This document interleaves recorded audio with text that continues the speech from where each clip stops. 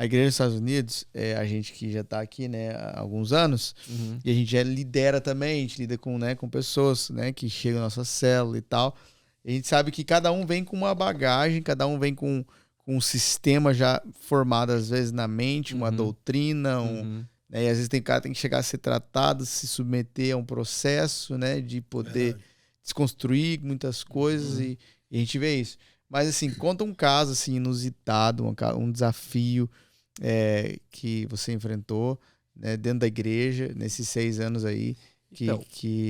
Qual que é o maior desafio aí de lidar com esse povo? Porque a gente sabe que vem pessoas de tudo que é lado do Brasil. Sim. Tudo que é tipo de igreja, do fogo, mais quietinha, da palavra. Se for algo comigo, pula, pastor. Pula eu acho que o importante quando você vem, né, às vezes até de crenças diferentes, dogmas diferentes, doutrinas diferentes, uma primeira coisa, você tem que estar aberto. Só que tem pessoas que às vezes que eles já vêm com uma ideia, com uma ideologia daquilo que eles foram formados.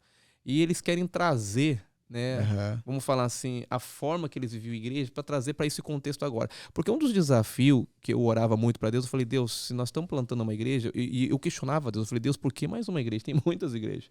Né? Quando eu tive a convicção que nós estávamos plantando a igreja que Deus queria, eu falei, mas Deus, tem vários, por que mais uma igreja? Né? Eu posso servir mais numa estrutura, numa igreja, eu posso servir como pastor auxiliar, enfim, por que mais? Aí eu entendi que Deus tinha algo especial para K-Weight. Amém. E aí é a questão seguinte, se Deus tem algo especial e ele não é igual, eu tenho que entender qual é a visão que Deus tem. Então, até para mim foi um desafio no começo para ajustar toda a visão, para ajustar tudo, como que nós vamos caminhar, entendeu? Só que o problema é a questão das pessoas que vão chegando. E eu digo, as pessoas que vão chegando, elas muitas das vezes elas querem trazer já a visão ou a forma que elas vivem em igreja, da forma que elas foram ensinadas. Né? E isso foi um desafio até para mim aprender de Deus. Falar, Deus, como que é agora? Porque a forma que eu aprendi não é o que o Senhor quer aqui. Eu não vou reproduzir aquilo que eu já vivi 16 anos ou minha vida toda de igreja. O Senhor tem algo diferente para aqui. Então o que acontece? Né? Tem pessoas que chegam, em alguns casos, né? E é como a pessoa que chega na sua casa, né? Eu falo bem assim, porque quando a pessoa ela não está aberta para a visão, ela pode trazer uma divisão. Porque ela acha que você tem que fazer aquilo que ela está falando, porque aquilo funcionou no outro lugar, deu resultado. Então, não, porque deu resultado. Eu vim de uma igreja mega, eu vim de uma igreja. E aquilo deu resultado. Só que você tem que entender uma coisa: que Deus tem para ali não é o que Deus tem para cá agora. Isso é bom. Verdade. Você tem que entender. E isso é uma questão de dependência de Deus. Você sabe de uma coisa? Os pastores, a gente caminha, né, no meio de pastores. E pastores que tinham igreja muito grande no Brasil. Pastores que não largaram, mas fizeram um processo de transição. Né? Deus chamou eles para cá e eles passaram a igreja que tinha 2.000 pessoas, igreja de 500 pessoas. E eles falaram uma coisa: nós estamos aprendendo a viver a igreja aqui, porque edificar a igreja nos Estados Unidos é diferente do Brasil. Nós estamos aprendendo ainda. Então, o que eu quero dizer com isso? Que tem pessoas que acham que porque está funcionando aqui, vai funcionar aqui. E se nós fomos por esse lado, onde está a nossa dependência de Deus? Agora, uma vez que a visão está definida, você tem certeza, pessoas vão chegar, como chegou, você perguntou de uma pessoa, né? É alguém que chega na sua casa e fala assim, vamos mudar o sofá de lugar? Vamos mudar a cadeira de lugar? O que você acha? Eu acho que é melhor você pintar a sua parede aqui, a sua parede é amarela, vamos pintar a sua parede de vermelha?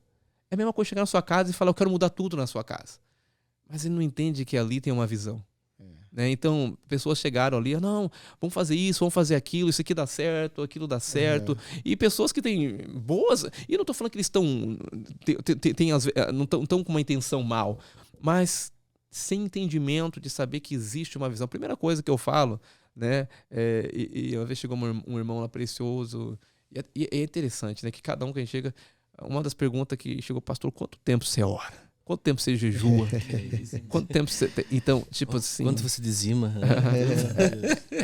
Essa coisa assim, porque a questão de ser medido pelo que você ora, medido pelo que você jejua, pelo que você dá, entendeu? Então, é tipo assim, é uma pessoa que crê que o que ela faz aproxima ela de Deus, a espiritualidade dela tá do tanto tempo. E às vezes, eu vou dizer uma coisa, você pode estar com uma pessoa sem tempo nenhum de qualidade. Você pode estar orando, mas só por um ritual. Você pode estar com Jesus e sem desfrutar de Jesus. Você pode estar num ambiente com Jesus, igual Marta e Maria, e não desfrutar de Jesus. Então a questão não é o tempo que eu oro, não que não devemos orar. Sim. Porque oração é dependência. Né? Mas o que eu estou falando? Pessoas que vêm com ideias diferentes, formações diferentes, né? Aí já pergunta para você, pastor, quanto tempo você ora, quanto tempo você jejua, pastor, vamos mudar essa cadeira, vamos fazer isso, eu acredito que isso dá certo, isso. Então são muitas pessoas que chegam querendo, né? Não é aquela pessoa que diz, pastor, estou aqui, pastor, para servir, eu quero conhecer a visão. O que vocês estão edificando? Qual a forma da visão? Porque eu falo para todo mundo, se você um dia for mudar, né, eu falo assim, de igreja, antes de você ir em qualquer igreja, pergunta qual é a visão da igreja. Porque ninguém segue pessoas, nós seguimos uma visão. Você vê que Jesus, quando ele veio, Jesus já tinha uma visão definida. Eu vim para morrer. Eu vim para dar minha vida. E os discípulos seguiram, não seguiram Jesus, seguiram uma visão. E ele fala, eu faço aquilo que eu vejo o meu visão. Vejo o meu pai fazer. Então, quando você tem... E é isso eu louvo a Deus que eu não sou melhor do que ninguém, que a gente fala assim, Deus me guardou. Por quê? Porque no lugar que eu estava, a estrutura que eu estava, na igreja que eu estava com uma outra visão. Depois de 2 anos. E eu poderia querer forçar aquela visão ali. E visão mais visão traz divisão.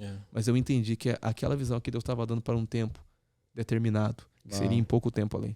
Mas é muitas pessoas que chegam querendo mudar a sua casa, querendo falar coisa, então... pensamento diferente. Eu acho Esses que você... seriam os crentes exigentes, né? Sim. E eu acho que hoje a gente vai criando maturidade para lidar com essas pessoas.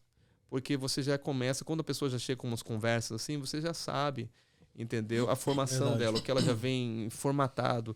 Agora, se ela tem um coração para, né, para aprender, a questão está no coração. Amém. Um coração aberto para aprender, não temos problema nenhum. Pode vir com qualquer tipo de crença, dogmas, doutrina. Se a pessoa tem um coração ensinável, nós podemos caminhar junto. Quando não tem um coração ensinável, não tem como.